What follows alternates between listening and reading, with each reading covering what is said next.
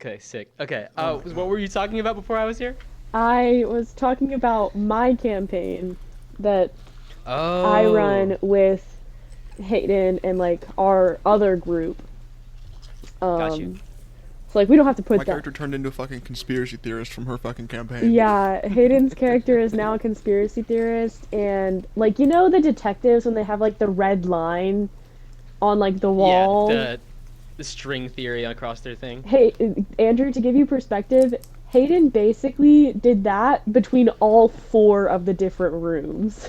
Good on him. Good on him. Yeah, like in the central room, I said my character was taking like thread and just pinning shit to the walls. Because he's a little frog guy at one of the grung, and so he's a climb speed, so I can literally just access the whole room. Wow. Amazing. It was fun. Yeah, no. Oh, something I was thinking about while we were off and like taking mental breathers is should we come up with a formula to end the episodes? What do you mean, like a Like an phrase outro or like an type? outro? Yeah, like a phrase where we're all like, oh, the episode's over now, or like Andrew's ending the episode, or something like that, or like one of us Most is of ending the the episode time- if one of us had that. Most of the time, like if I'm editing stuff down, Mm-hmm. I will cut it down to like a line that is Shocking. like pointing towards like kind of a cliffhanger. Okay, so you'll just do it on the fly. I think it's so much Yeah, I think- better whenever it's like, and then we all realize that Marion still had True Sight on, and then the music starts. Yes. Down, down, down, Yeah. down, down, Yeah, like yeah. that's such a cool like Yeah. thing. I love Okay, yeah, that. I love that. Cool. Good stuff. Good Yeah. stuff. I'm so Absolutely, that's glad what I brought that to light because I was like, I Mary was took like, those mushrooms with me. mm-hmm. And she got a natural 20. Damn. Uh-huh. Jeez. Okay. I gotta pretend like we were doing this on a different day, or can I be like, so we just got done and we're recording this right after because why not? Yeah, no, we can say that. I don't think it matters. Yeah, No, I don't think it matters. like we're already recording, so Yeah. Yeah. that's on the thing now.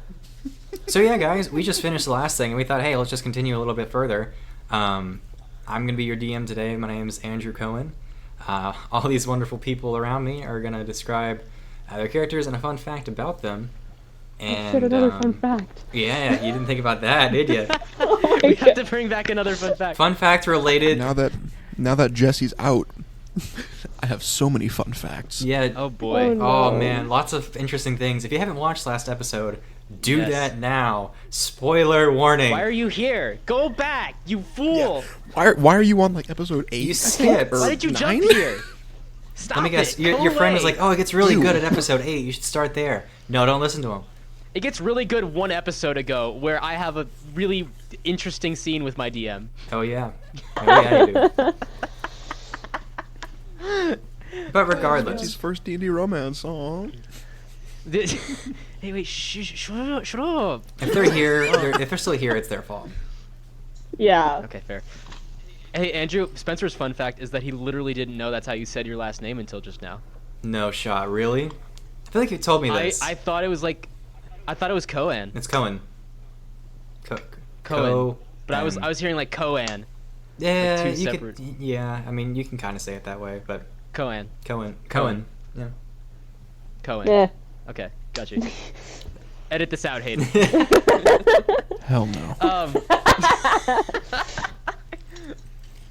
Okay, who's going first? I mean, You spoke first. It's me. I just said that. Yeah. I'm so Yeah. foolish. Okay.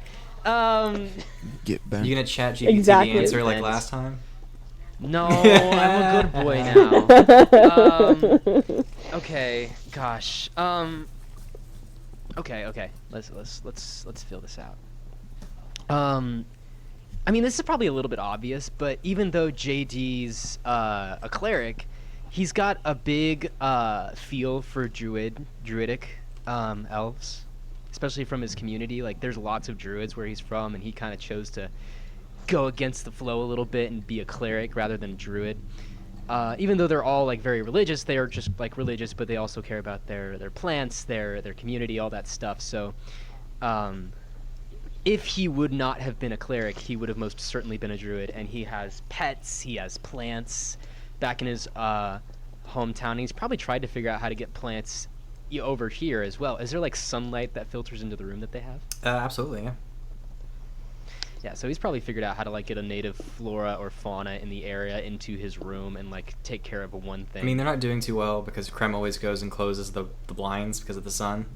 That's true. And then maybe he's like set them in the windowsill. and then Jesse will go over and open them again, so it's like a constant battle on who's got the blinds. Mm-hmm. The plants are just like, oh yes, the sun. Oh no, the shadows return. Exactly like that, yeah. All right, that's my fun fact. Cool. Let's do Krem. How about you?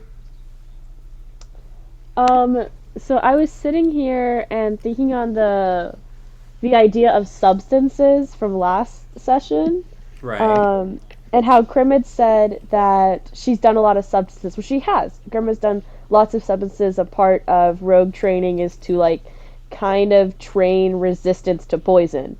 And substances can be seen as a poison.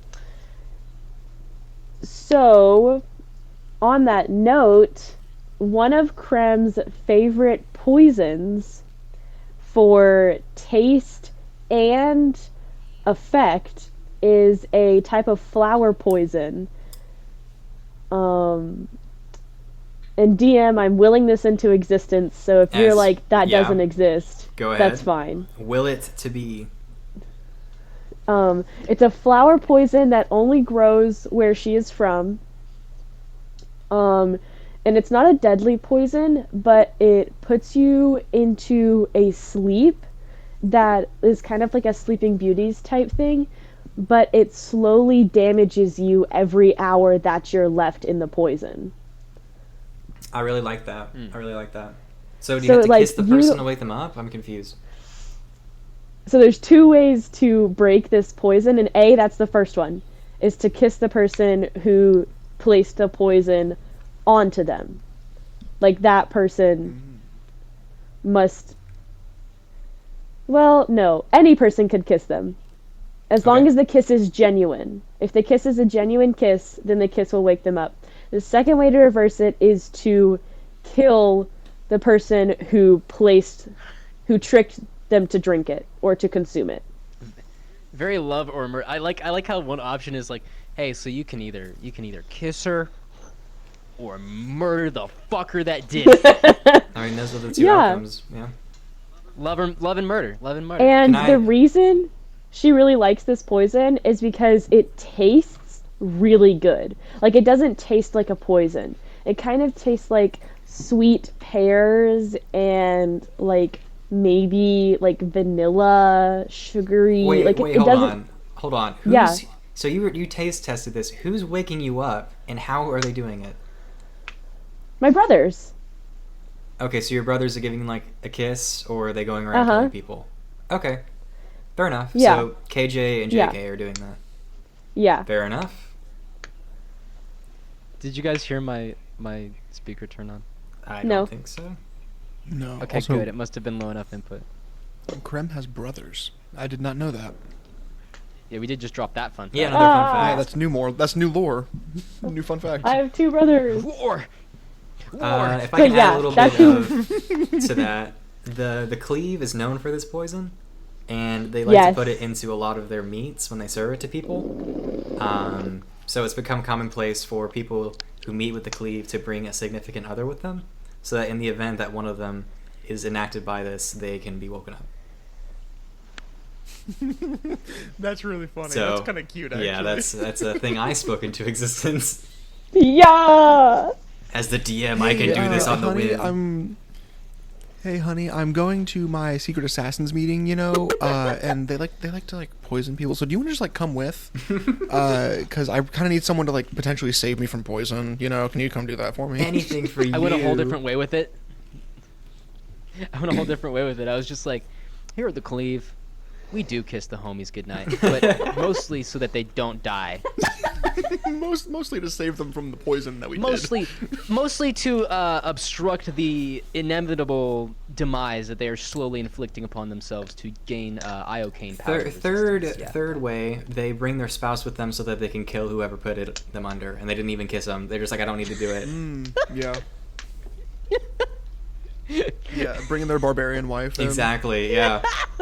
Hey, honey, they're gonna poison me, and so, like, I kind of need your help. You gotta kill the guy who did it. So just go back there, kill the chef, you know? You bring your small assassin wife with you, and you're just like, get him, and you pass out, and you wake up 20 minutes later.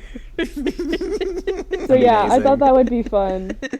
But I like this idea that, like, every hour takes away, like, 2 or 3 hit points depending on, like, the level of the creature. So, like, the higher level the creature is, the more powerful the poison is.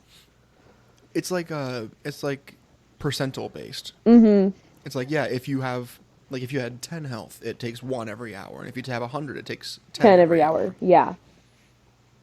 Could we? Oh man, I'm trying to think of a way to do this because I can think of a way it would work with magic, but I can't think of a way it would work with physicality. With magic, like the stronger your mana is, the stronger your influence is over reality. Like the more potent the poison is. Just like it feeds back on itself, and like what's the word I'm looking for? I think it's more so a property of the poison. Like the poison knows its consumer. It's like a curse. Yeah. That's it. We call it the Almost. kiss of Or death. the poison just, like, attacks. Oh, that's a Or the poison good. just, like, attacks something that is very, like, the same across different creatures. Mm-hmm. Like the nervous system or something like that. So, Jesse, are you gonna reveal your Yes. last name now? Yes. The name that Jesse has adopted is Fakeman. Oh, wow. But that's not my fun fact. I think that's just I think that's a fun. That's just like I don't know if this is Just when this is gonna drop come in. up, but like I feel like it needs to happen. Yes. But yeah, since Jesse is revealed, he's outed. We can start sharing about his past and actually more about him. Or really, Jesse is them. Like changelings, I don't think that changelings necessarily have like a true gender. Yeah, that makes sense. I think it's more Is kind he- of what they choose or just what they're embodying at the time. But yeah, so I think just like some background, I think Jesse didn't have a name. He adopted the name Jesse to get in. But I think that the fun fact I'm going to go with is that he was a changeling who was working on a bullet farm, kind of as like a servant on a bullet farm, harvesting like these monstrosity type creatures. Very cool. What is that? What is a bullet farm? It's like a creature that burrows underground, and it kind of has like I want to say like a shield face. It's like a really, really bad mole, I guess. Am I describing this well? Yeah. Take basically think a car, but really mad and it can dig underground. Ooh, that sounds awful. Yeah. Not good. All right. So yeah, we now have canon. Would y'all like to ask me something about myself or something about someone in the universe? I'm really curious about Patel's intelligence level. I'm actually very curious about Patel. Okay. Patel. Fun fact about Patel. Patel, she is not one of those rogues that, like, always grew up on the streets, always kind of begging for food kind of situation. She grew up in a good town, and she just kind of found it interesting, if that makes any sense. So she just kind of really buried her beak into studying the ways of like a rogue or a criminal because she just thought it was interesting. It wasn't like a out of necessity kind of thing, and it wasn't like she's a charismatic rogue either. She's just kind of incredibly interested in all things that have to do with it. Like, she's dedicated to the craft itself. Huh. Oh, I love that. Yeah. But yeah, that's a fun fact. A rogue Rogue. for the enjoyment of being a rogue. Exactly. Rogue for rogue's sake. Yep. Love to see it.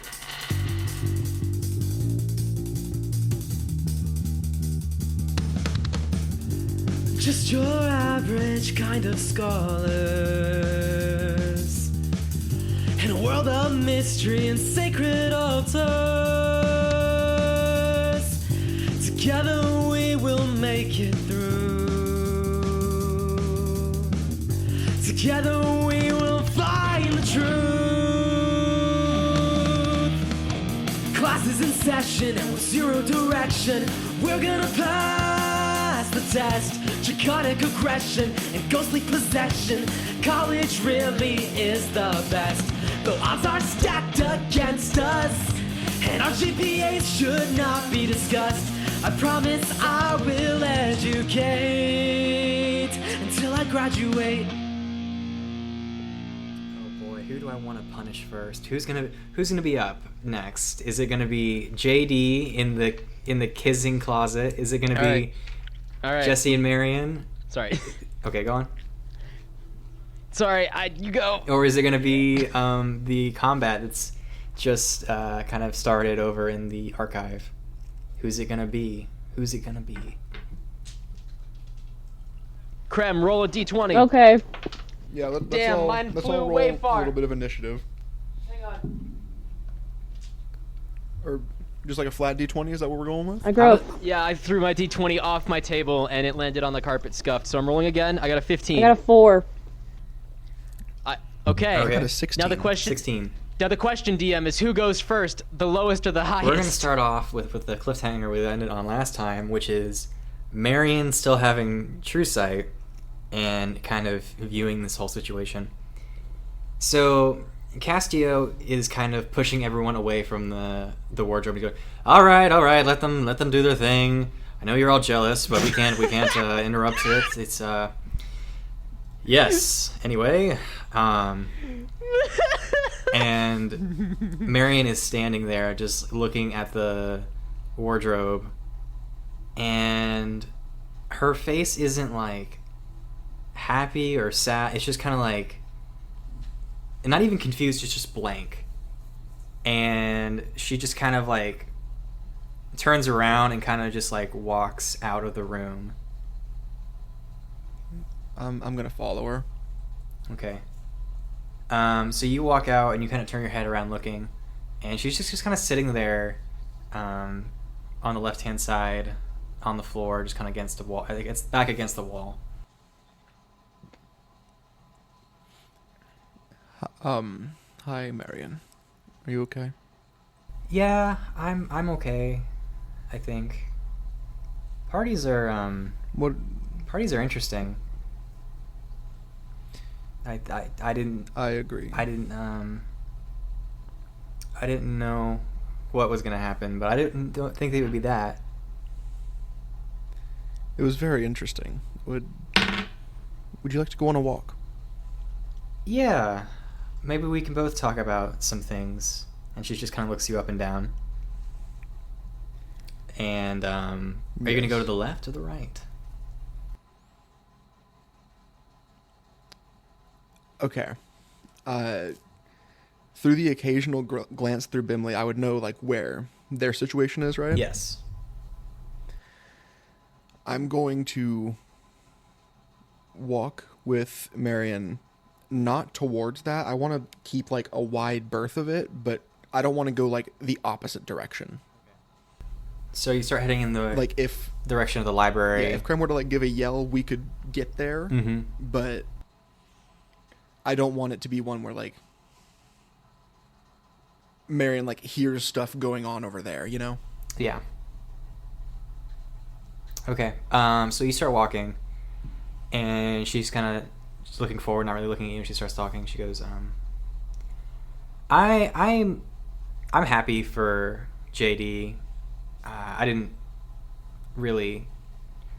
I didn't want to like go out or anything. I just, it's weird, that whole situation, how it went down. I didn't really get to talk to him about how he felt about it, and but yeah, I'm not jealous or anything. I'm just I'm envious of that kind of thing. How do you describe it? Like A relationship, or I guess, but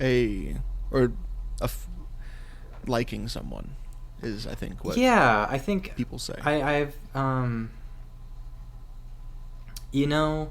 I tell you something? Can I, like... Of course. I lied to you a while ago. I said that that the exam was the worst thing that had ever happened to me, and that wasn't exactly true. I used to have a lot of people that I had a connection with, but they kind of went away, and I've been trying to get that back, but it's been a very long time, and just to see someone with that is, I don't know. She just kind of doesn't know what to say. I understand. It's hard.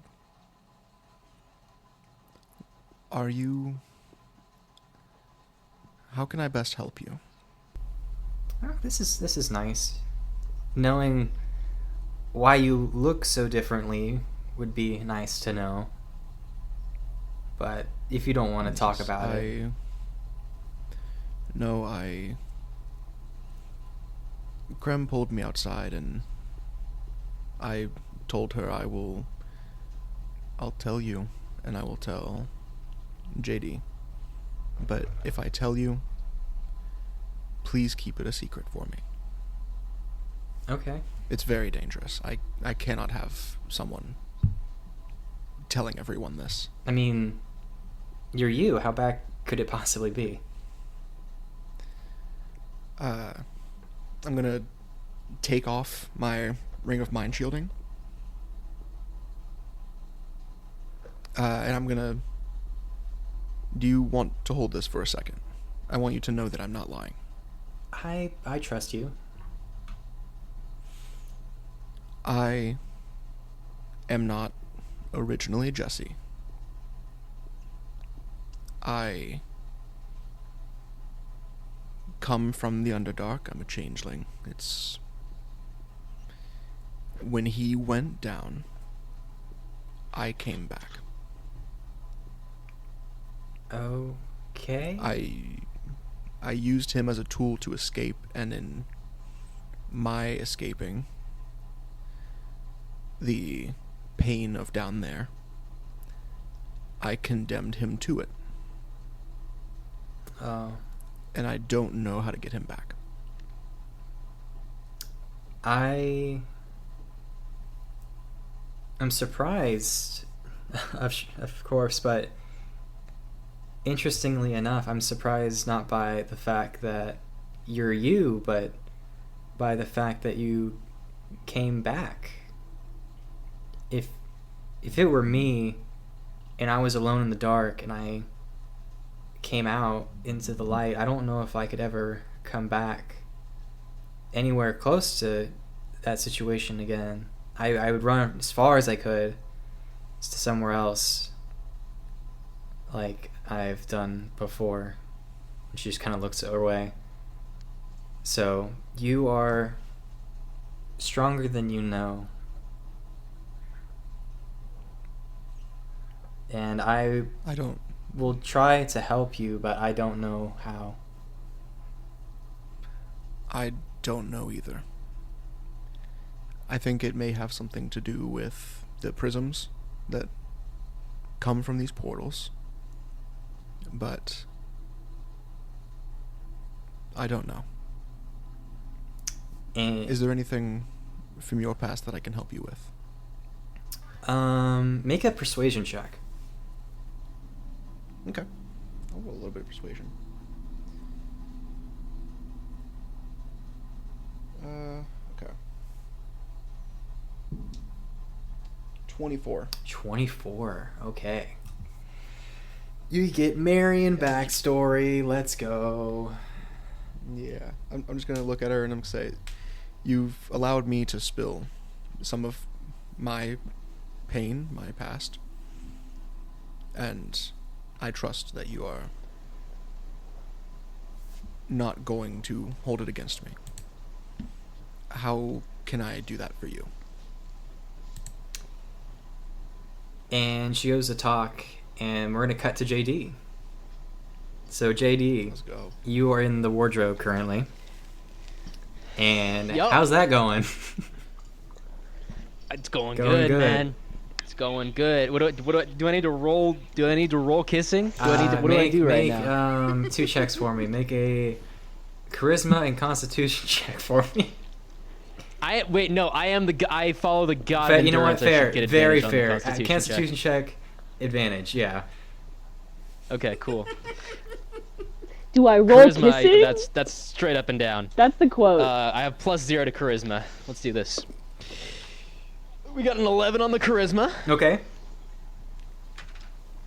I scuffed the first Constitution. Second one's a 16, or like technically the first one, and the next one is a 22. God of endurance, man, pays off. It's going well. God of endurance. It kind of tracks, honestly. Like, I'm not a very charismatic person, but shoot, if I'm not an enduring human being. Elf. What? So yeah, on the subject of that, you are an elf, and elves don't really have like a very strong libido. Like they live for a long time, but they're not like having a bunch of kids and just like doing that. The sort of off balance is that you're. I'm just gonna say sex drive isn't very like high. Because like if it was, the world would just be elves because you guys live so long, and it's just like you don't really have that thing. You're more interested in other things in life. But Most of the in time. this moment, you kind of understand how that operates, and Does Slaron?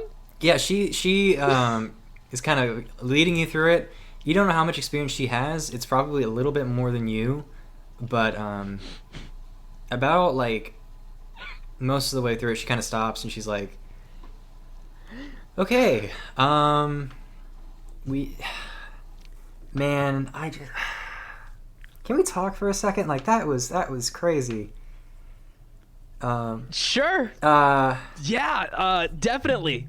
Definitely. she just kind of sits down against the back of the wardrobe. I didn't mean to throw you into that. I just kind of just had to do it, I guess. I don't know. I've never had this feeling before. Yup. Um, She can roll insight on me, right? okay, I'll do that. Hold on.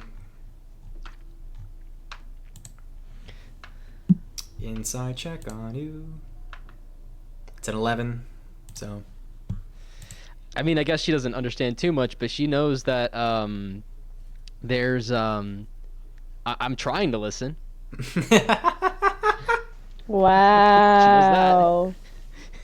She kind of turns to you. She's like, but yeah,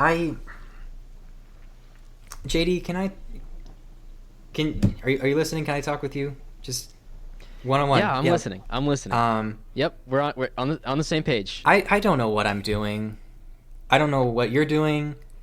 I'm just kind of like leaping out here. I'm just kind of like trying to find something here, and I think you might be part of it, but I don't know yet, and I'm just trying to find that out. Is that okay? Yes, Laurent. I mean, I think we're all kind of doing something like that right now. I don't know about you, but it seems like most people traveled from a ways away to this strange castle in the middle of nowhere, and we're all trying to figure out both the thing that we've chosen kind of arbitrarily to pursue our whole lives, and also ourselves out. And yeah, it's okay to try to bring me into that, first of all, and to not understand it all yet, second of all. I'm just confused. my whole life I've been told I was sort of unique or special or talented or lucky or however you want to say it, and that I needed to come and develop it and do that. So I came here, and I'm taking sorcerer classes now, and I feel like I'm doing something right, but I don't know yet. And I decided that instead of listening to all those things people were telling me, I should just listen to what I wanted to do. And Castio was like, you should do that. And so I'm doing that. And it's just real. Am I talking too much? Oh. No, not in the slightest, because I like listening to you. Ooh. What is it? What is it that Ooh, you're my trying boy. to do? What is it that you're trying to do? I don't want to say find myself, but just kind of discover everything. I've lived for so long, and compared to most creatures, and I just feel like I haven't even done anything yet. I don't know if you understand that or not.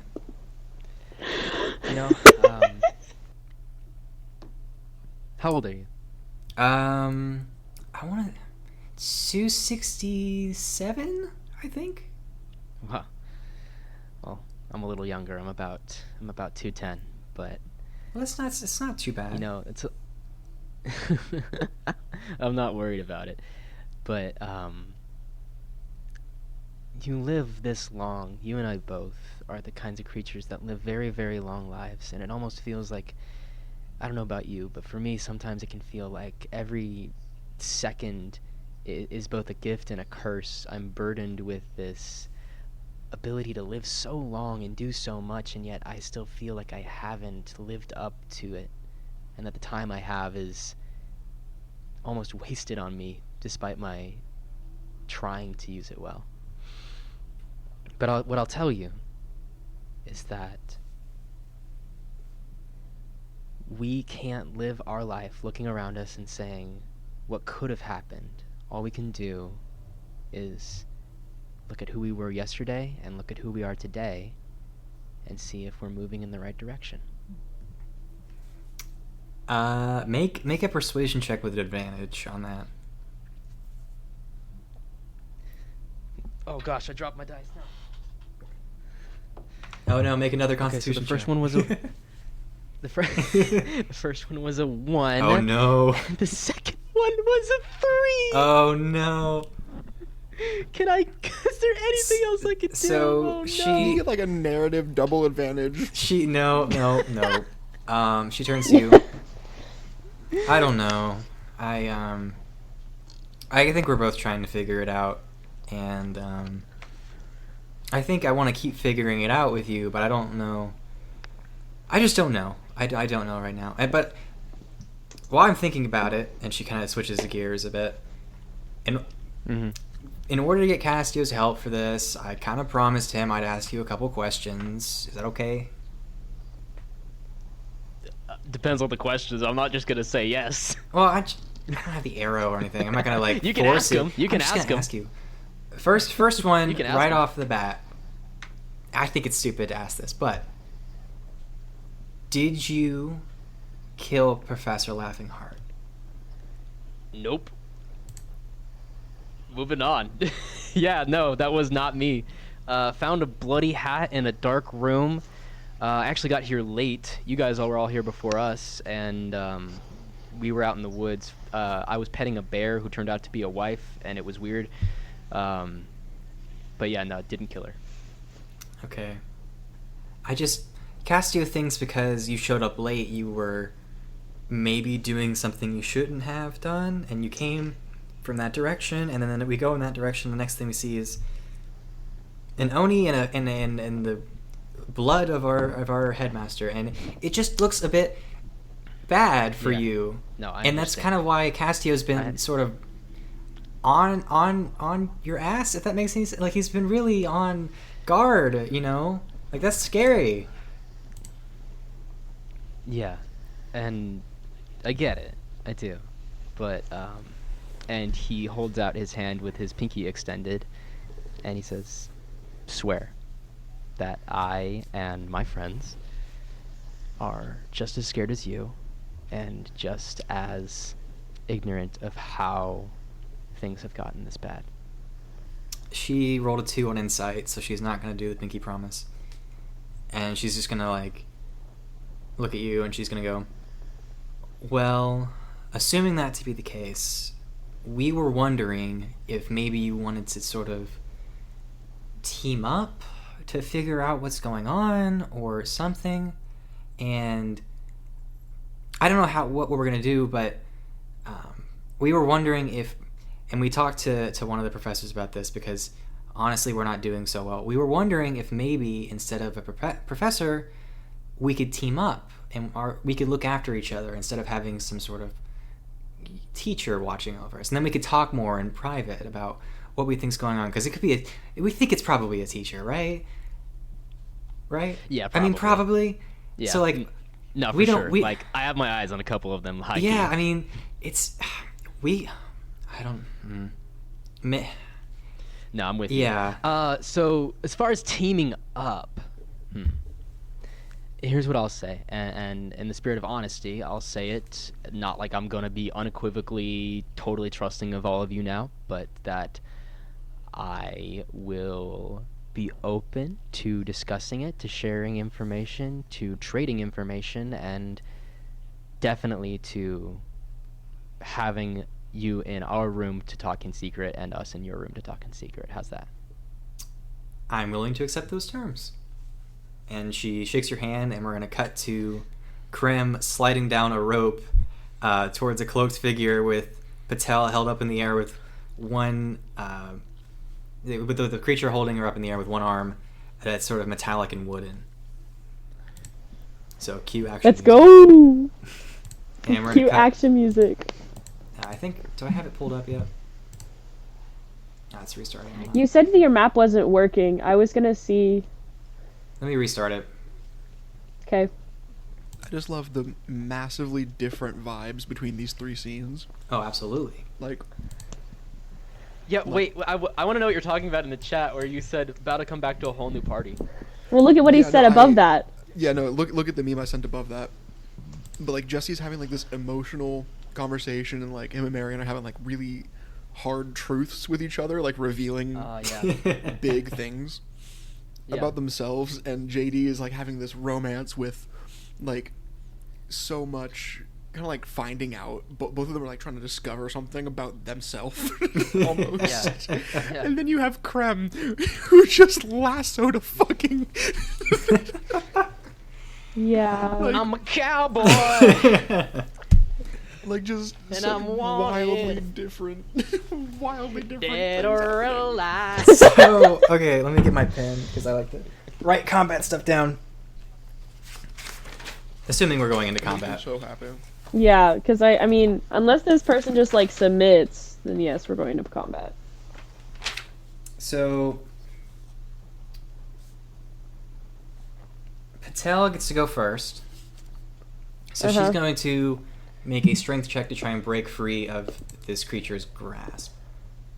Yeah. And let me Also, go. did the thing load for you? It loaded for me. I don't know if let me give you another map link. Yeah. Sorry. I'm a cowboy. The next thing I draw is gonna be Krem in cowboy gear. That's just I know. Can we get like new outfits before the next exam? That's how you know a new season starting or a new thing starting. Exactly. I just love the idea. Like, we get like a day or something like that where it's like, yep, let's choose new uniform. Shopping Or- episode. yeah. We could do like a shopping episode. Yeah, exactly. Or like, whenever all of these individual scenes are done, there's like a reconvening shopping scene or something. Yeah. Where all of us are like, okay, guys, let's trauma dump to each other, and then Yeah, party bonding. So she rolled Party bonding. Yeah. a 16, which is not gonna free her, oh no, and we're that's her facing someone action. strong, aren't we? That's gonna be her action, and now it's your turn. We're gonna move you over to the thing. So you've slid Yeah. down. The platform is moving down at a rapid pace. And what you gonna do? Okay. So their feet are tied to the rope, right? But they're still holding up Patel? Patel. Can I potentially get sneak attack because she's holding up Patel? Or I mean, I don't know if it's they saw you coming, and I Yes. wouldn't exactly say that like your companion has them like occupied at the moment. Yeah. It's I'm fine if saying- the answer is no. I'm gonna say no. Okay, yeah, that's fine. Okay. So then I'm going to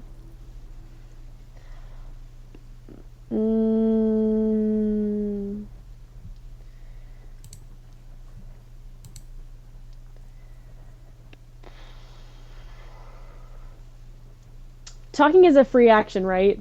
Yeah, it is.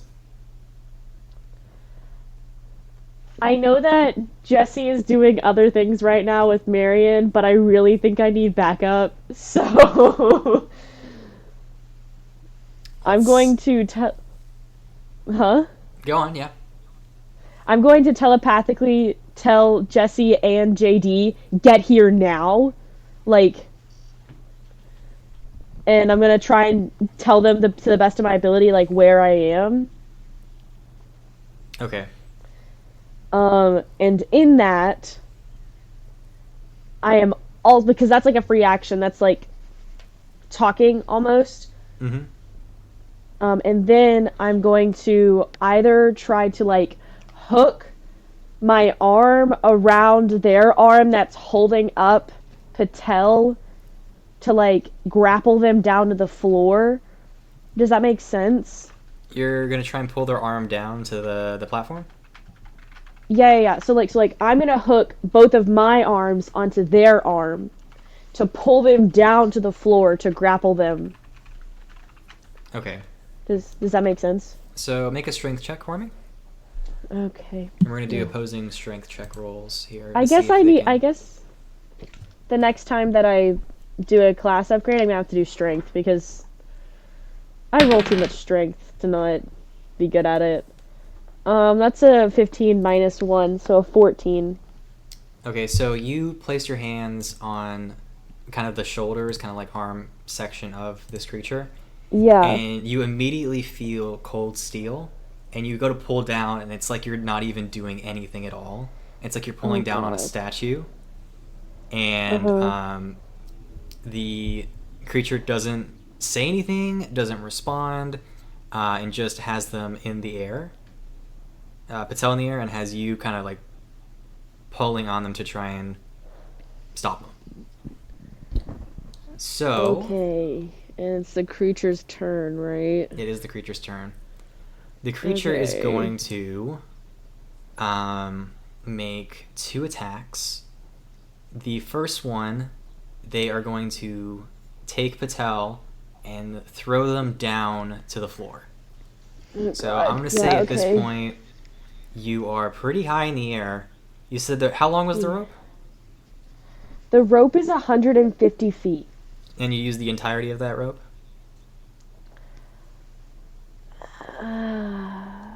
Yeah. Okay. So I'm going to assume at this point they've made it probably about halfway down. Because this is 6-second combat. You got them as soon as they were at the top of the tower. So, or outside the bubble. So let's say 190. Let's say they went down in 6 seconds. They went about 40 feet or something, or pretty fast for an elevator. So they're about 150 feet off the ground, and they're gonna chuck them at the ground. They're gonna make an attack roll. Jesse and JD, y'all better be getting your butts over here. I just shouted at y'all over our bond. So Are we gonna play? Can we play our scene? we're gonna get through this one round of combat, and then we're gonna cut to you guys. Gotcha. So Beautiful. Here's what happened. I rolled just below her armor class. So here's what happens. She gets thrown to the ground, and as she is like a mere 10 feet away from hitting the ground, she opens her wings and she just kind of glides to a stop just below the ground. If it had been bad, she would have taken a lot of falling damage, like a lot. And it's gonna make its next attack against you. Right, me. Mm-hmm. I'm rolling dice here.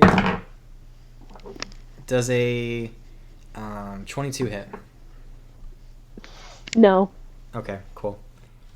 So you take. Yes, that hits. You take 2d6 plus 4 bludgeoning damage. So you take 13 points of bludgeoning damage as you're slammed down onto the platform, and you feel the magic beneath you kind of pulse as it slams you down into the platform. It almost seems to accelerate further down. Got you. Okay. But I'm still on the platform. You're still on the platform. Thing, right? It's just like made like a attack against you and pushed you kind of down towards it. Yeah. Okay. Perfect.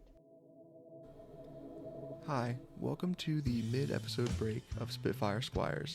My name is Hayden. I am our editor, as well as I play Jesse in the show. I just wanted to come on and thank you all for listening to these first couple episodes, listening as we are figuring out how to do this podcasting thing, getting our feet under us. I also wanted to let you all know that we have Instagram and Twitter, so you can find us on those at Spitfire Squires.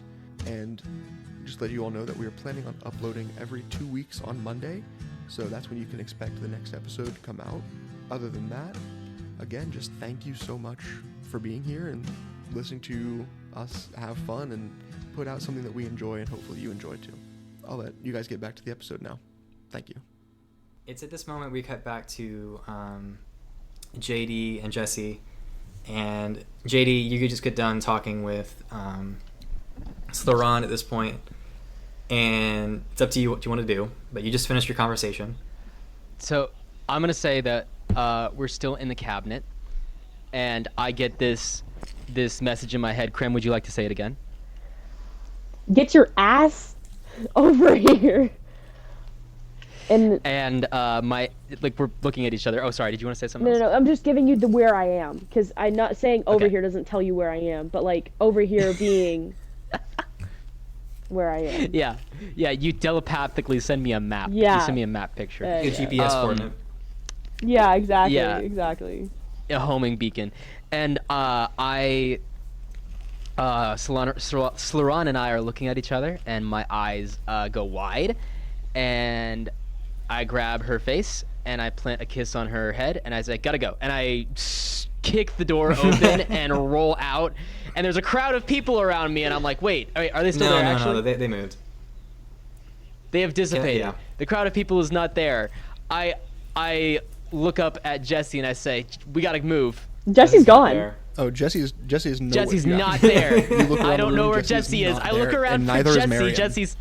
Jesse's not there. Marion's not there. I realize I'm alone at a party, and I say, "All right, time to go home." So They're I leaving, and Castio goes, looks like he had a good time. Yeah. I sprint through the door and pursue those two. Okay. Pursue everyone over there. And this is going to be not traumatic, but saddening. So Marion goes, yeah, and so basically, and then you get the message in your head, and as she's about to start, you hear that from Krem. Actually, Marion, I have an idea. There are two things going on right now. Krem has just given me a message that she's in trouble and that me and you need to help her. But I want to hear this. Can I get you dinner and we talk about it later? Oh, yeah. Oh, okay, sure. I can save this for later, I guess. I'm so sorry. If one of our friends wasn't in immediate danger. Yeah, no, that makes perfect sense. Yeah, we should definitely help her. Where would you like to go? To eat? Yes. Somewhere. Somewhere does not have to be on campus. I like spicy food, I guess. We'll go find something, and I will get it for you. I'm gonna hold you that. I again take the ring off, hold out a pinky. She's gonna do the pinky swear with you because you guys got that bond now. You know the Telltale games where it's like, Marion will remember this kind of moment. Yes. And so you two start bolting off. I'm gonna say that you guys will get there probably about the end of the next combat thing, and then JD will show up after that because you guys are about each 1/3 away from this, if that makes any sense. Okay. Because you're running across the school to get there. Okay. I'm also going to, the second that I get that call, I'm willing Bimly to get in there. Okay. That'll be fun. Is there any chance that he shows up before? We're gonna see. Yeah, he would. We're gonna see if the guards got him or not, because they've been trying to attack him for a bit now. Oh my gosh, the adventures of Bim. Nope, they've been fucking getting a fly swatter and trying to get him. It's not been going well. Not been going well. Just going to, what's up? Honestly, can I just like dissipate him and then resummon him like way, like as far as I can in front of me just to get there? Absolutely, yeah. You are. That way he doesn't lead the guards in there. Yeah. So we're gonna get to what I'm thinking about, but yes, he just suddenly disappears out of the guard's view, and they're like, "The hell was that?" And then he appears. I don't know how far in front you can summon him, but as far as that is, you can summon him in front of you. Perfect. I think it's like 30 feet. Okay, so he's 30 feet in front of you. We'll just give him a bonus to initiative because y'all will probably still get there about the same time. Okay. So we're gonna cut to Patel, and what's she gonna do? I wouldn't be too surprised if Patel ran. Like, I'm not saying she would, but I wouldn't be too surprised. Because I've kind of been, like, not great to Patel, and I feel really bad about it. She is going to... What's she gonna do? Goodness.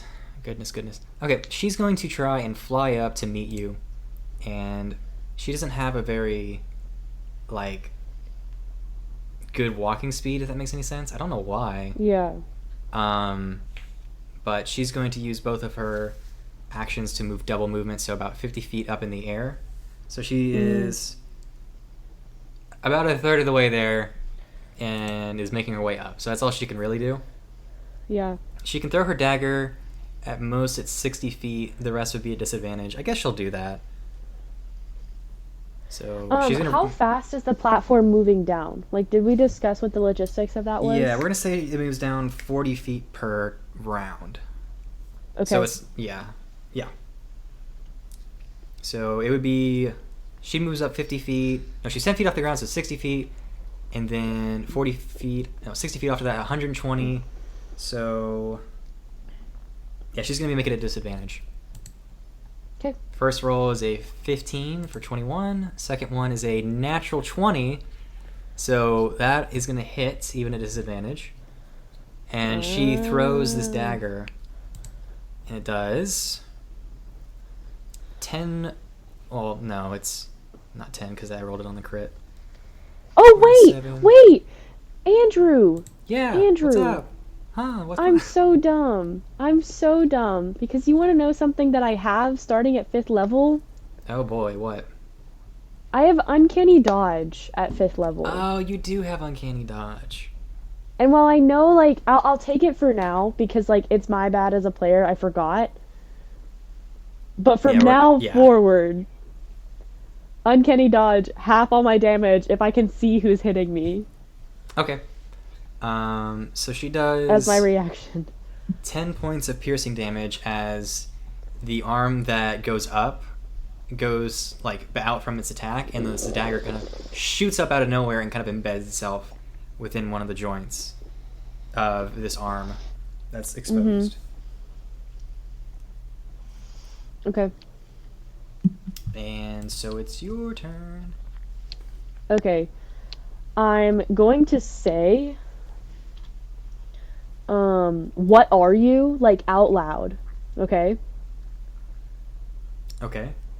It's... Because and that's just, like, my free action, if that... Yeah, it's a free action to do that. I really like It's- talking now. It does not respond. That's it. It just doesn't respond.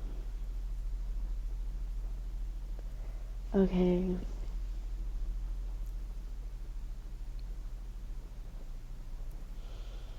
Fuck. What am I gonna do? You're not grappled, but you have been hit, so you're kind of sharing this probably- platform with the creature. Yeah. I'm probably prone, too, right? I'm gonna say you're probably not prone because it didn't Oh, like, okay, grapple okay. you or restrain you. It's just kind of like it made one attack against you. I want to bring out the iPad and ask what it is, but I don't want to risk the iPad being broken. It's up to you. I don't want to risk the iPad being broken.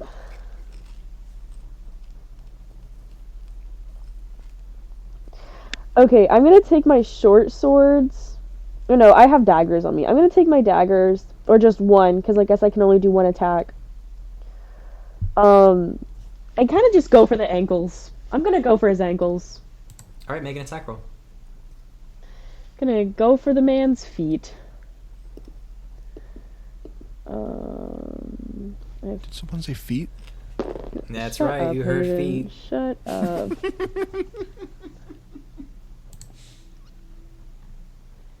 That's gonna be a 10 plus 7, so 17. Does that hit? So a 17 just hits, Fuck and yes. you feel your Fuck dagger yes. cut into whatever metal is at his ankles, Mm-hmm. and then kind of cuts down the bottom layer of the cloak to reveal that the Okay. feet are bound by the lasso, but they're kind of glowing like that ethereal energy from before. Mm-hmm. But they don't seem to be active, and the rope is like keeping it from activating, if that makes any sense. Like the rope has caused whatever magic was imbued into these feet to stop Yeah. working by either interrupting the process in which the spell was cast or some other unknown like ability, if that makes any sense. I'm gonna turn into a cowboy, and this is confirmation. I love that. Okay, 'Cause that you was like 6 lassoing. damage in total. Yeah. Well, not because I like, well, only Grim's that. Cowboy arc. Yeah, but Krem's gonna go through a cowboy arc, I think. Yeah. But yeah, 6 damage. That's it. Understood. What's it gonna do now? Okay, it's gonna use its action to try and break the rope. No, So it's not going to my make, rope. I guess, a strength check against it because it's kind of like a grapple. So it's gonna roll strength. Yeah.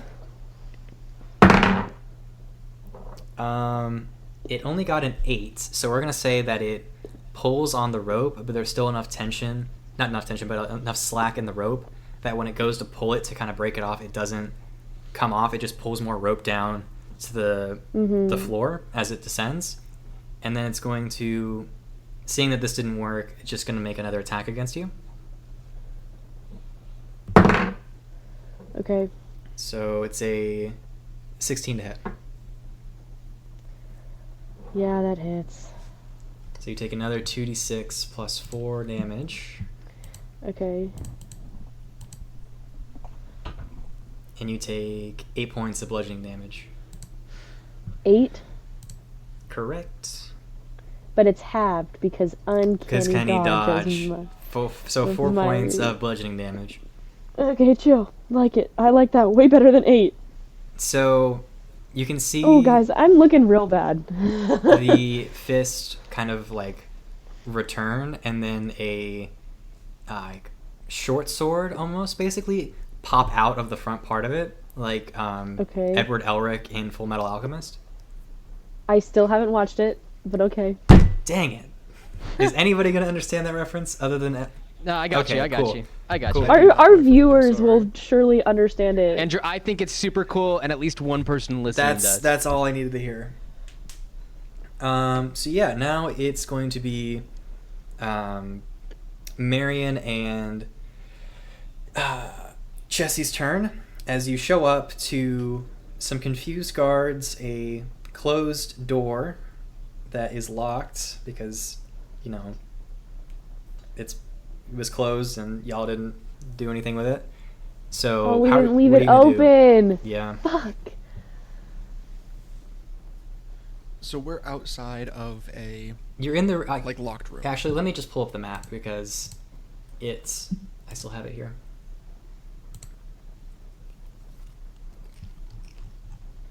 Gonna get rid of the Oni from last time. This is our By the way, map. I haven't. Oh. Oh wait, did we just? Oh, we got the maps back. We got the maps back. I Maps. was like, I haven't seen the maps in a little. There while. hasn't really been anything interesting going on. I've deleted my character. Hold on. He's back. So Wait, you two why show does up here. Krim not have... Don't ask me. I don't know. You don't have your little token. Yeah, But yeah, you it's two okay. are outside the door. Let's just pretend that there's some guards out here as well.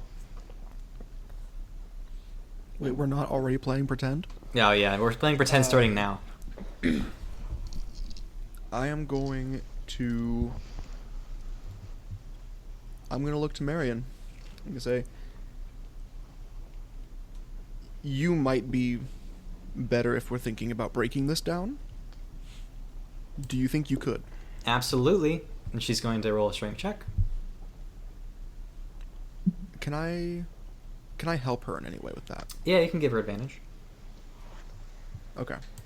First roll is a 18. Holy shit, I should just play Marion all the time because she's amazing. And then know, paladins are so and a great. 4. What? Paladins are so great. I Yeah, so she love paladins.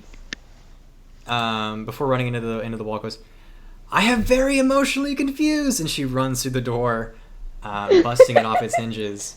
And there is still Yes, Marion. another door in the way, but Yes, queen. you guys have used your actions to kind of get in there and move here.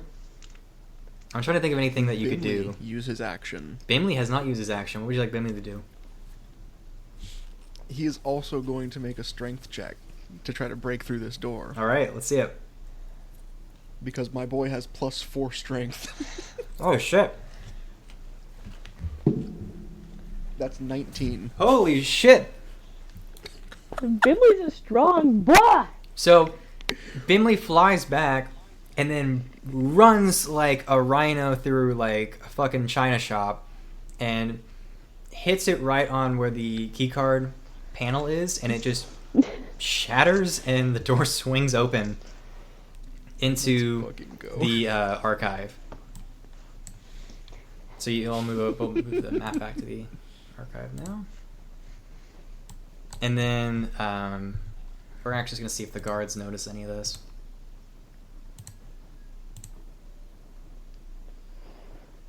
Yeah, they probably notice. And can I use my bonus action? Yeah, I mean, you gave her advantage. Sure, yeah. Where is Am the map I- right now? How far am I from Krem?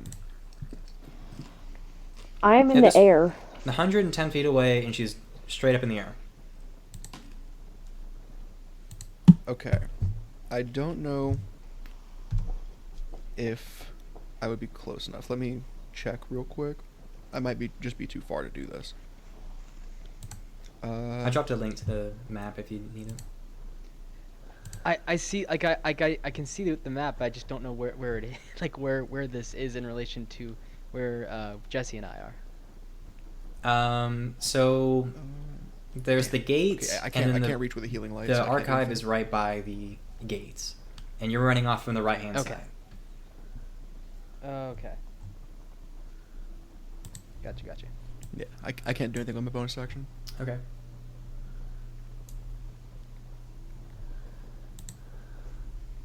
I mean, Is it JD's turn to see if he's here? he's using his action to run there. He'll be here the turn after this. Unfortunately, he was still Okay. back there. Yeah, no, that's fine. I don't want you. I want you. The boy himself. So Patel's gonna go. And at this point, you are about 100 feet off the ground, and she's moved up to about where you are, using her action to dash, I guess. So she really can't do much other than she's got up there with you. Well, she's probably not She good. could bonus action dash. Oh, she can't. She's a rogue. Yes, you're absolutely correct. So she's going to make a. On a scale of 1 to 10, how are you looking? Me? Correct. Let me do the math. You're getting an actual representation from 1 to 10. Not what I thought, but go ahead. I'm about 5.1 in a 1 out of 10. Okay. So she's gonna roll a d20. A even will allow her to attack, and an odd will be that she tries to kind of grab you and carry you off. Okay, sounds great. So even, she's going to attack. She's making Also a dagger. sounds great. 10 does not hit. So the creature holds up its hand, and the dagger just bounces off against their steel hand and falls down to the ground. And you, Jesse, see the dagger land between you and Marion as this combat's taking place above you. I need you to roll initiative. Shit. I will happily roll initiative. And Marion too. And Marion as well. Yeah, I'm at half health 7. right now. A 7. She rolled a 3.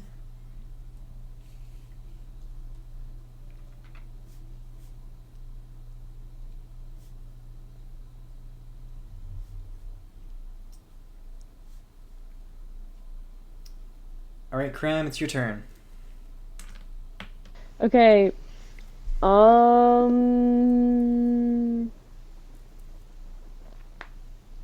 Is this thing wearing any clothes? It's got the all you can see right now is the cloak over the top of it. Okay. What I'm going to do is I'm going to reinforce the rope that's around its feet by tying knots. Okay. Can I do that? So you're trying to like New Empire or Return to the Empire or Empire Strikes Back. You're gonna AT-AT this thing? I also haven't watched that. No. Dude, what? No. You've not watched The Empire Strikes Back? I'm She not. doesn't watch Star Wars. I'm not a Star Wars. Hayden, you failed us. You failed us. No, see, Kennedy, this isn't your fault. This is Hayden's fault. Hayden, you failed us. I should have educated her on Yeah. that. Yes, you should. So basically, I'm not a Star Wars, and I've never been a Star Wars. I'm sorry. That's okay. Hayden is messed up. Anyway. You're basically running a rope around its Moving on. legs in order to trip him up. Oh. The disappointment in Azur's voice. It's like, I made a sadness. really cool reference that no It's one like one of the got. better movies of all time. It is. It really is. Yes, so basically I'm just running around it trying to make it harder and harder for him to move because I know that if I grapple him, it's not going to do me much. Okay. But if I'm running around him, not only will I be harder to hit, potentially, but also it'll more than likely give him disadvantage when he tries to get out of the rope again. we're gonna yeah, well, let's give him disadvantage when he tries to get out of the rope. Is there anything else you'd like to do? I don't think I can do anything else because that's probably going to be my action. Or that Okay. should count as my action. I'm just thinking creatively. Is there anything else you want to? I don't want to like limit your. I'm gonna take that as a no then.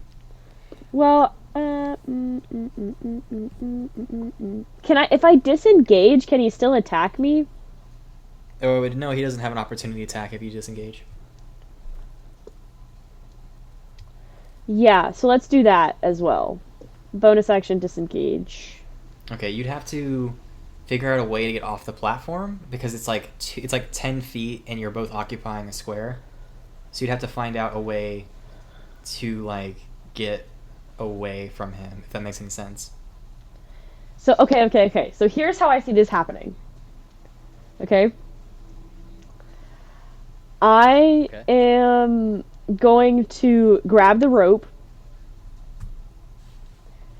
and you can say no if this doesn't work.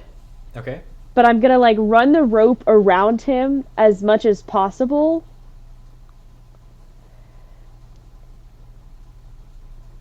Him still being tied up by the rope. Mm-hmm. And then I get what cut you're going it. for. And then cut it and swing away. Okay. Does that make sense? Yeah, that makes sense. Swing away like a monkey. Here's what I'm gonna do for you. I'm a counter offer. Okay. Counter offer here. Counter, okay. I will let you do this, but he does get an opportunity attack because you don't have the time to properly disengage. Okay, yeah, that's fine. Okay, so you wrap this rope around his ankles and then cut it and are going to swing off, and he's going to make an attack against you as you do That's so. fine. Sure. And he's going to use the knife end to attack you now. Oh, that's so fun! He So wasn't it's using the knife end before? no, he was using his hands. There's a 17 hit. Yeah, it hits. Okay, so you're gonna take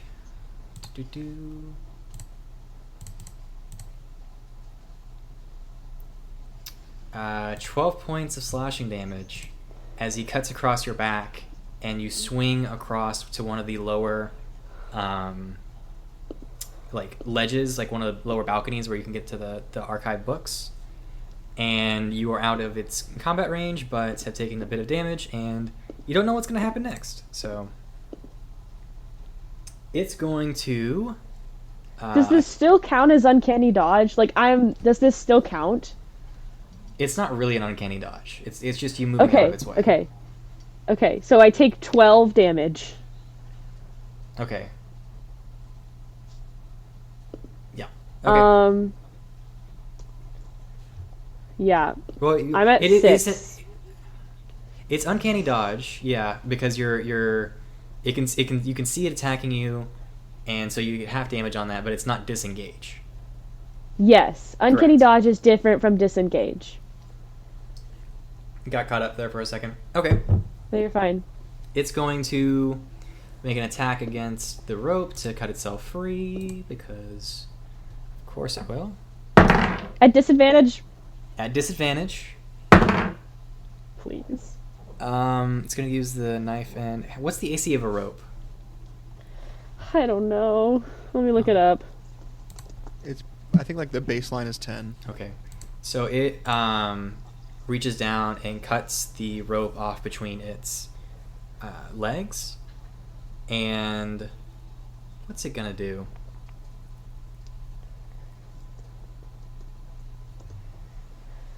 It's going to see if it regains a charge before it does anything. Wait, this says a rope's AC is 20. What? Wow. Stands to win. It has a 20 AC and 20 hit points. Let me look at this. That'd be crazy. Oh no. I think I'm looking at the wrong thing. JK. That's a rock. That's a rock you're looking at. No, I'm looking at rope of entanglement. That's not what That'll do it. That's not what this is. I've got it pulled up on Roll20. Okay. Object armor class for cloth, paper, and rope is 11. 11. So yeah, it cuts through it, and it did not regain a charge on what it wanted to do. So it's going to... it's just going to stand there It's gonna just kind of resume a natural position and stand there. And now it is your turn, Jesse. Okay. Okay. I think I know what I'm gonna do. Wait, why can't- Also, now has another round of combat, like... Yes, it is. It has gone down to, it was at 110-ish earlier, so it went down 40 feet. It's about 70 feet off the ground now. Okay. Okay, could I get to like about here? Let me see. Sorry. Actually, I want to be like over to here, in this area. So you're over here. Patel Yeah, is Crib's on the wall. hovering somewhere around here. Marion is gonna follow you for now. Yeah, I want to make sure I'm staying near Marion. I'm going to. Okay. I'm going to grab Bimly, Okay. and I'm going to throw him at the creature up top. And that is me flavoring casting Guiding Bolt. at Oh second level. shit. Okay. I fucking love that. That's amazing. Guiding Guiding Guiding beetle. Bimly. Yeah, Guiding guiding. Yeah, guiding Bimly. Guiding And Bimly. so let's see how this goes. Yeah. Does it have to make a save or is it? This is an attack roll. Okay. I thought it was. So. 16. A 16 does not hit. Okay. Does Bimly still like get in the area of it? Yeah, sure. We'll say why not. Okay. I think Bimly is just gonna try to get on its back. Yeah, it should be easy enough to do. Sure. Yeah, just gonna climb up its back and Bimly's just gonna sit there. Okay. We love a good Bimly. Bimly. Bimly. He's my good boy. Bimly. Bimly. And then bonus action, I'm gonna give 2d6 healing to Krem. Yay! Okay. You go ahead and do that. Krem's looking a little rough. She's looking a Yeah, little Krem looks rough. a little fucked up. She's basically one-on-one fighting a thing that's pretty powerful. So Okay, that's just 4 hit points, but it's something. It's better than nothing, bro.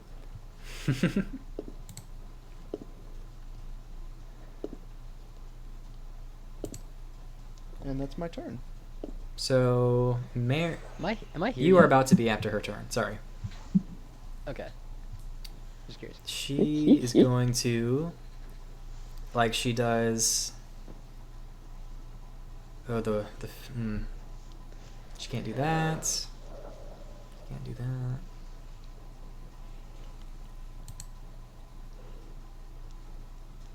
She can't do that. She can't do a lot of things here. I'm just looking at the range on all these things. She can't really. Can I offer something? Go ahead. Like, and this is not what she has to do. But before I throw Bimly for Guiding Bolt, can I hold him out to her and like offer for a sanctuary? On Bimly? on him. Yeah. You already did the action, so I'm gonna say no. Okay. I just thought that would be a funny idea. Casting Sanctuary on Bimly is a really good idea, but I'd save it for later. This motherfucker's probably about to be smacking the shit out of my bug. She's going to just chuck the lance at it with disadvantage. Yeah. Yeah, so she chucks this lance, and it actually collides with one of the books on the far wall, and the chain snaps open, and a like growth of vines just kind of pops out of the wall before stopping. So now you are here, JD. Do I need to roll Yeah, initiative? roll initiative. Okay. My initiative is 12. 12. Okay. Excellent. We're gonna say that you. And then I would like to roll perception. Yeah, make a perception check. That'll be what you can do.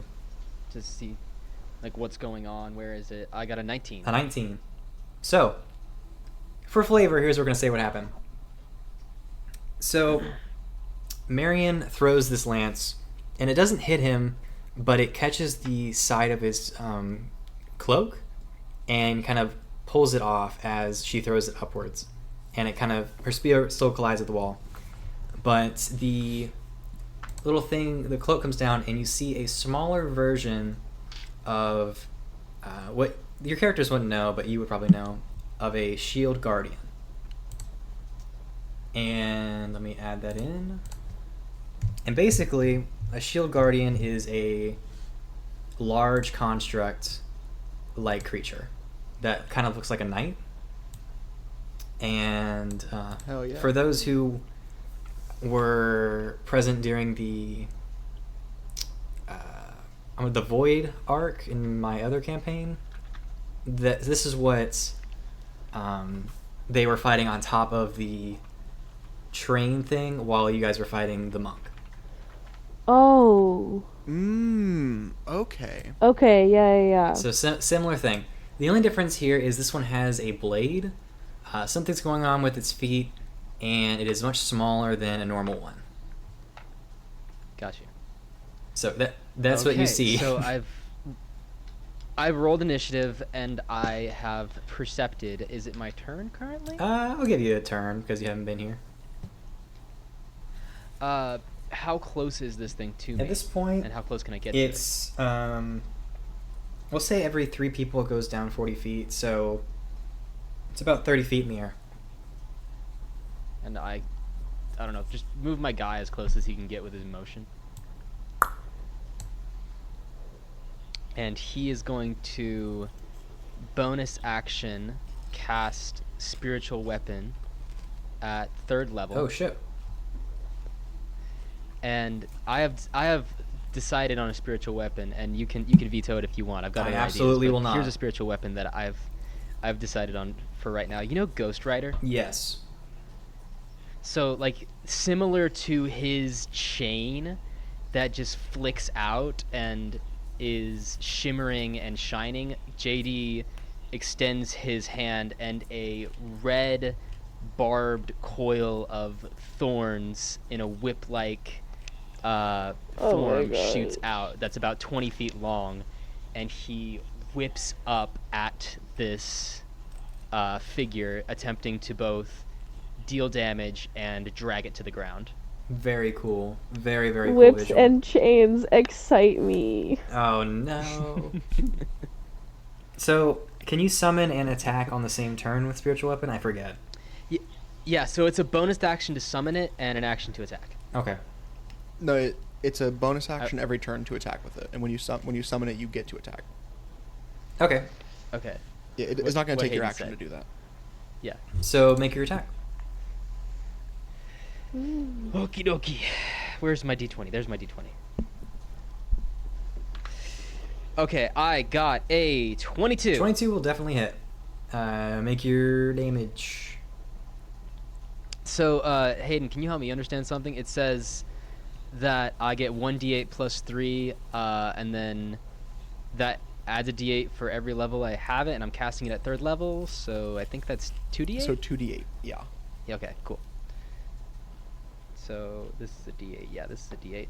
Okay, I got a 7 and a 7. Oh, shit.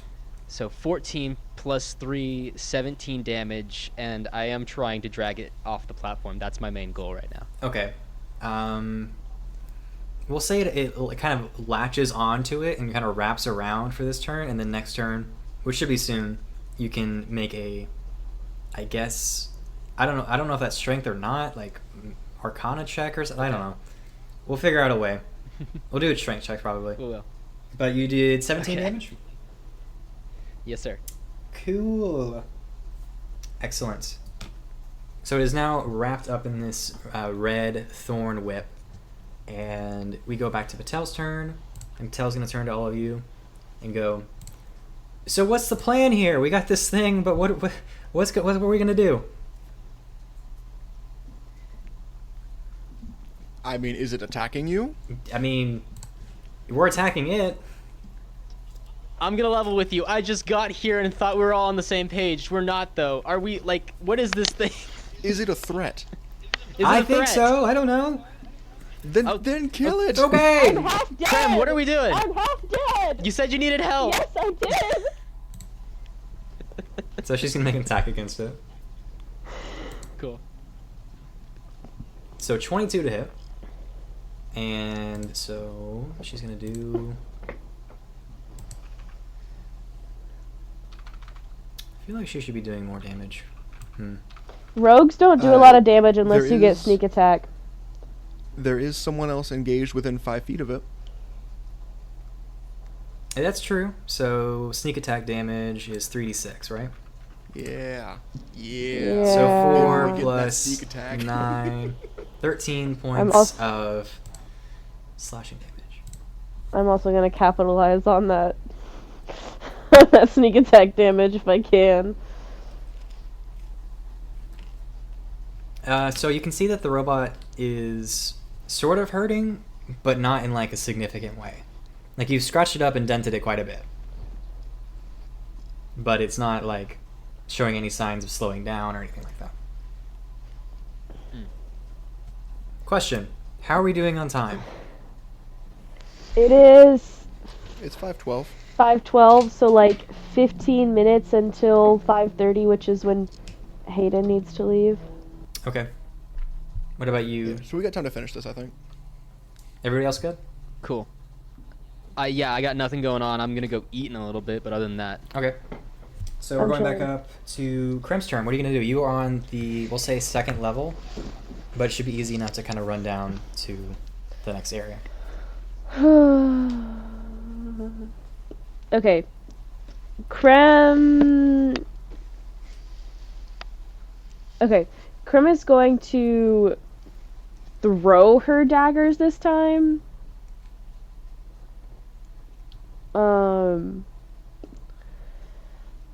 And I was looking at this. Can I attack twice using a bonus action? Bonus action, 2-weapon fighting, cunning action. Not from what I can see. I don't know Yeah, if because I'm I don't know wrong.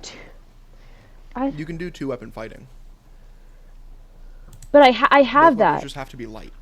Yeah, and they're both daggers. So they're both, yeah, so you could do that, yeah. Okay. You don't add your ability So- modifier to the damage of the bonus attack unless that modifier is negative. Okay, okay. I don't add my ability modifier, so like the +7 I have to the dagger. So it says, when you take the attack action and attack with a light melee weapon that you're holding in one hand, you can use a bonus action to attack with a different light melee weapon that you're holding in the other hand. You don't add your ability modifier to the damage of the bonus attack unless that modifier is negative. So I think you can attack twice, but you don't get to add the modifier.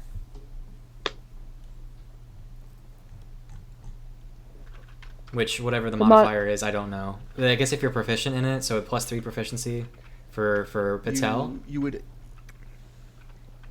for the second attack, you would add like the regular proficiency to hit, but you don't add your dexterity modifier to the damage. Okay, I see. And the I rogue see. can only sneak attack once in a turn. Okay, I get it. Then So I'm she's just make gonna another throw attack one. then. That doesn't hit Patellas? anyway. Yeah, it doesn't hit anyway. It's fine. Okay. Well, I'm just gonna throw a dagger because I feel like I'm too far at the moment to like get to it. You should be within its. The dagger has a range of 60 feet, so you should be within its Yeah. range. Oh, okay. So I'm gonna throw it with sneak attack because it has Bimly. a thing with it. Bimly. We love a good Bimly. Okay, I rolled a 13 plus 7, so a dirty 20. That hits.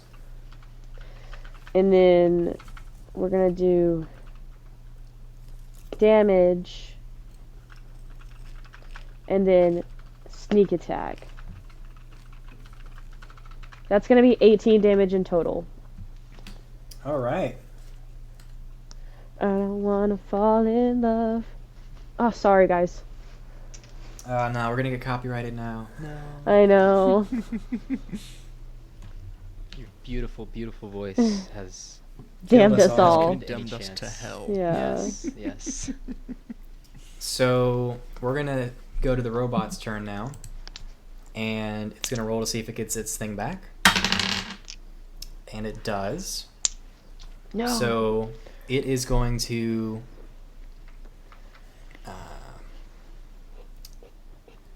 So here's what you and Marion? Marion see. You see the thing start to sort of shimmer down before just completely returning to the ethereal plane. And it's at this point it has reached the bottom of the chamber, and it steps out and just starts walking like past your group. So let me move them on the thing. So it's like moving as if JD isn't even there, and he just kind of walks through and is passing by Marion. They're just completely avoiding the rest of you. And Bimly kind of comes off of him as he does this, and he's just kind of hovering and can't seem to get a grasp onto the form.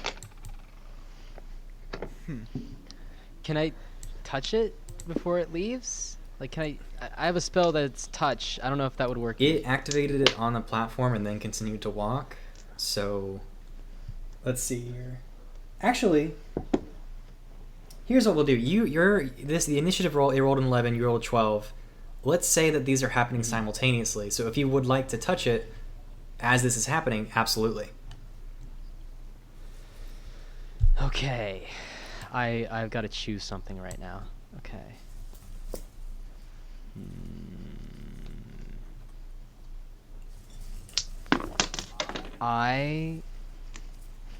It's not an action to move, is it? No, it's not. And we need it to stay stationary.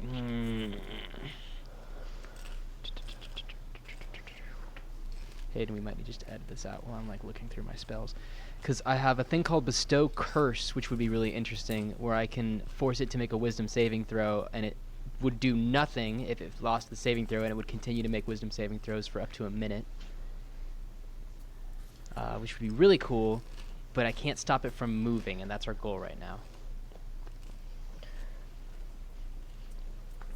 I love difficult choices. I think that's what I'm gonna do.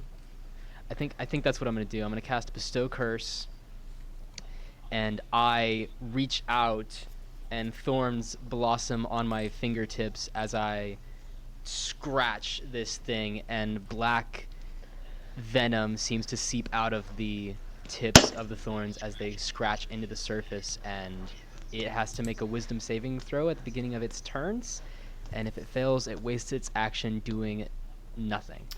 Interesting. I really like this.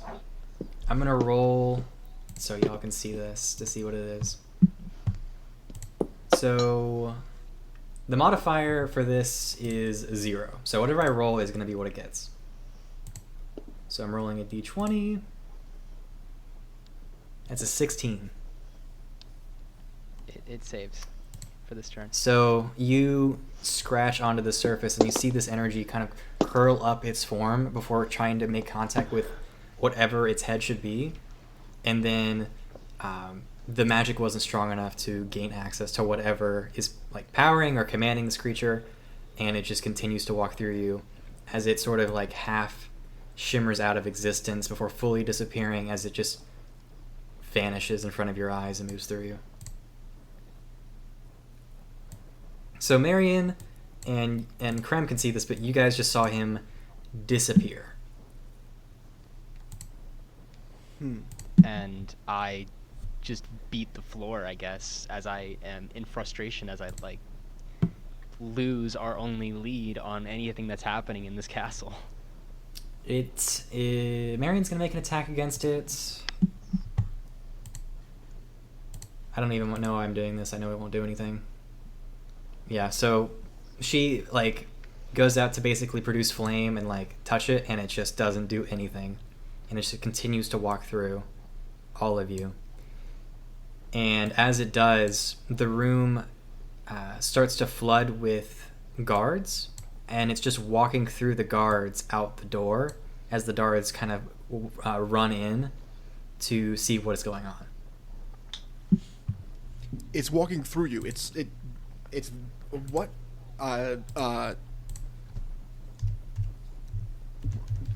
Guys, you saw that. I saw our only lead to figure out any of this literally slip through my fingers. And I did everything I could to keep it here, and it did nothing. To the guards. Did you see that? We're gonna see a group perception check to see if they did see that. It's a good question. JD, it's 4. So it's right. yeah, so they run in. We saw a beetle, and they see the beetle kind of hovering next to you, Jesse. They go, "You're the culprit of this. What are you all doing in the archive? This is a restricted area. Do you know what could possibly..." And they look up and they see the thorns kind of growing out of the side of the bookshelf. "This could have led to some serious I was trying to do something serious. Some serious repercussions on your part." And they don't seem to have noticed. You might not have seen it. There was something in here that left. Our friend was chasing it. We came to help when it attacked. And now it's gone. It walked right through you. JD stands up, and he takes a step forward to the guards, and he says, "You know, you're so right, and we're so sorry for any inconvenience we might have caused you. We'll go right back to our rooms now, if that's all right." So you're walking up to like the person who's talking and saying this? Yeah. If you'd like to both make persuasion checks. I'm not going to give either one of you advantage because you're saying kind of different things at the moment. Yeah. But if you both want to make a persuasion check. Krem is going to notice that they're talking to the guards and basically communicate to them that I can still see the figure through the ethereal plane and I'm going to follow it. JD sends back, "Be there soon." Yeah. Okay. I don't know if I should count that or not. Okay, so I rolled it on my desk, and it rolled up on my keyboard, but it rolled on the only section of my keyboard that's flat. Do I count that or not before I tell you guys what it is? Yeah. I mean, it rolled flat, so... Okay. It's a natural 20. Ooh, hell yeah. Jesse, what did you roll? I'm sitting at... persuasion? Sitting at 16. 16.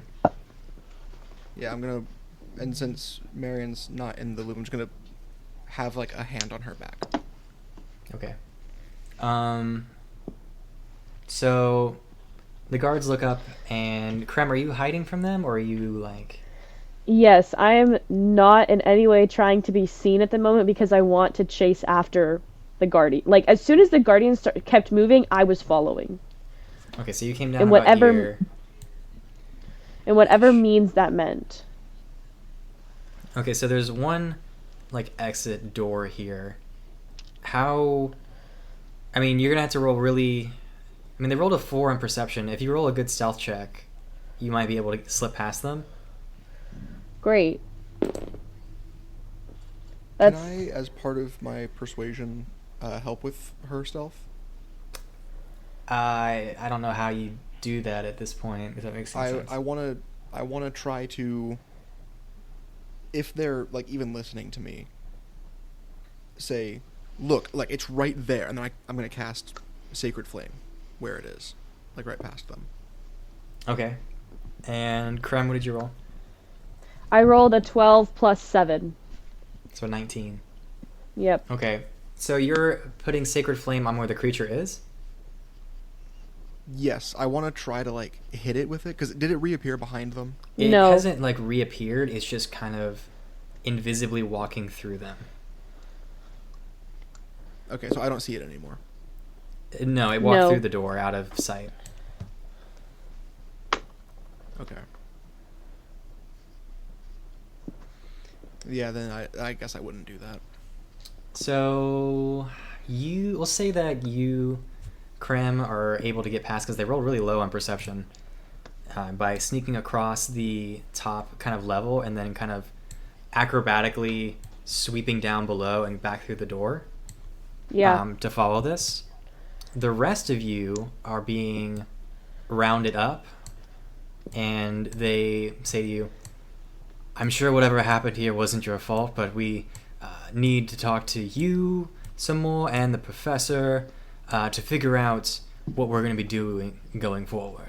Though you seem like a nice kid, it seems like we need to find more information about this. You understand?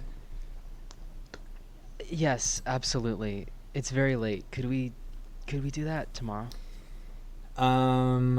Make another persuasion check. Can we I'll do have that the tomorrow? I'll have the DC be smaller because you've rolled a natural 20.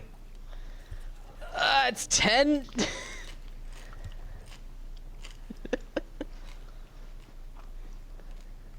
The only 10, way, can you hear yeah, me? I know. I'm thinking. Cool. The only way we'd be able to do this tomorrow is if you stayed in the cells with us, so we can keep an eye on you. Otherwise, No, I highly recommend don't visiting do them that. today. No. Telepathically, I say to Jesse and I'm blanking on the other girl's name right now, Patel. I say to them, make a break for it. I'll run interference. Yes. Go now. Yes. And oh, man, how am I gonna do this? I don't actually want to hurt him.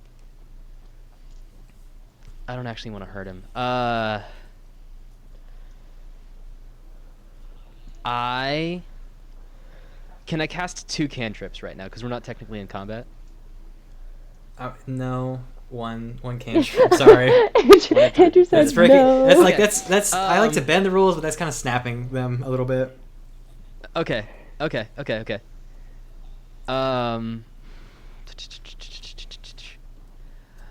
Snapping. I can create an instantaneous sound that originates from a point of my choice within the range, such as a rumble of thunder or cry of a raven or ominous whispers. And I make a sound like a scream for help from one of the other students in the castle coming from an exit opposite wherever we entered. Does that exist? There is only one entrance here, unfortunately.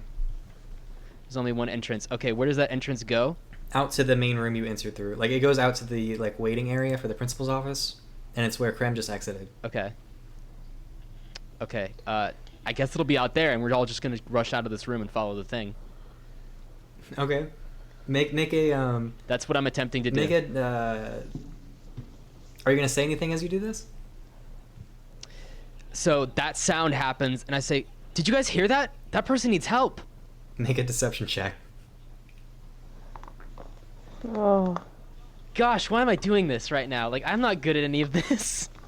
Can I try to help him with this? Like, Okay. participate. In How are you doing it? How are you helping out?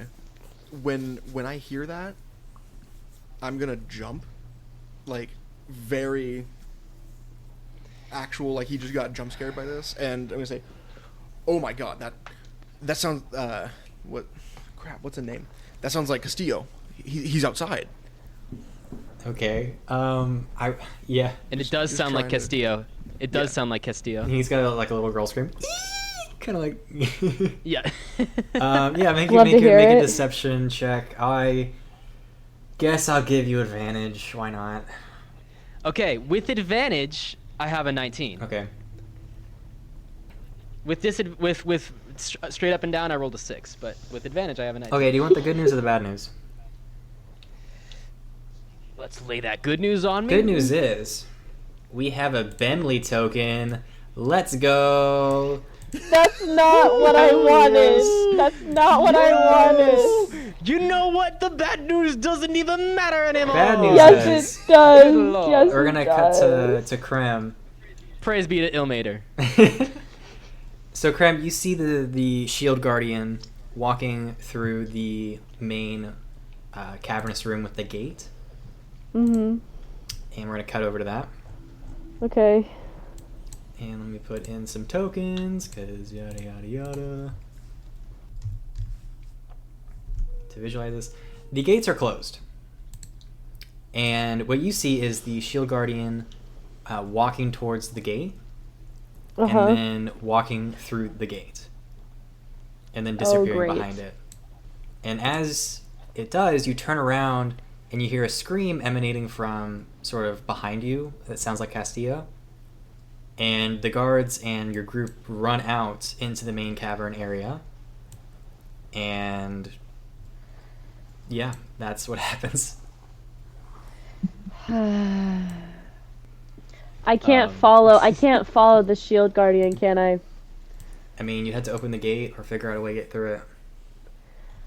How thick are the bars?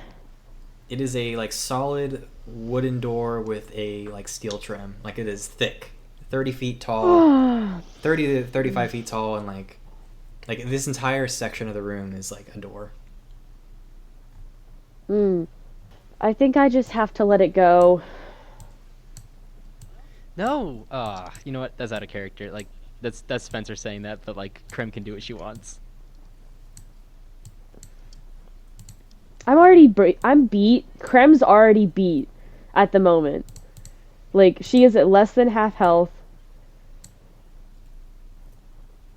She would have to get into this room full of guards, undo the door latch, and then chase after this spirit guardian through this portal.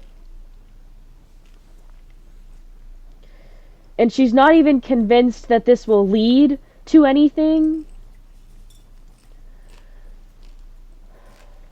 I tell you what. Okay, before it walks out, I want you to make a investigation check on the guardian. Okay.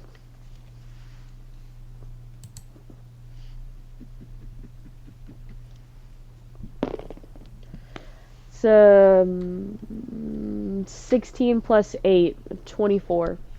Okay, so a couple things you notice. The shield guardian is walking, and as it does so, it's sort of trying to repair itself, and as it lifts up its arm to kind of remove one of the daggers, you can see that on its waist is a tome, and on the tome it is written Tome of Greater Planar Binding. Tome of Greater Planar Binding. It's hard to say. Yeah, it's good. And you see a golden key card on its left hand side. Like, I don't know if it has pockets or something, but however it's holding it, you see a golden key card.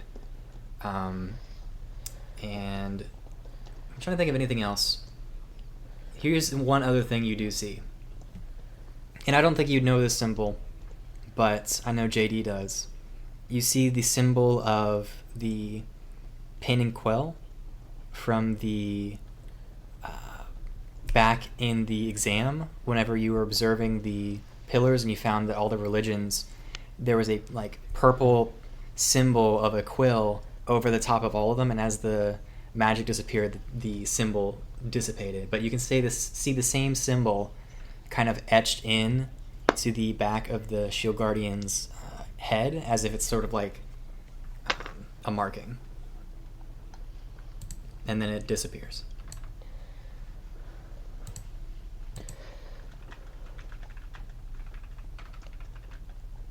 But I'm good to end it there if y'all are.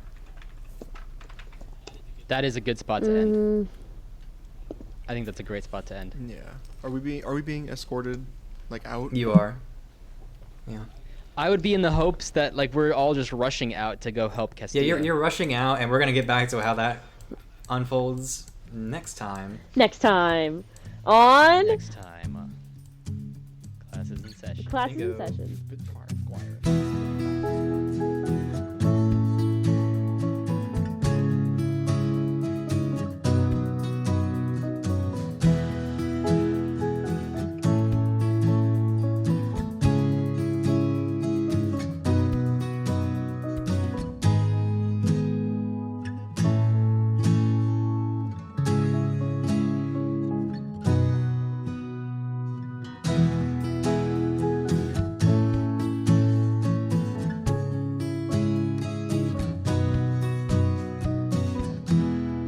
Until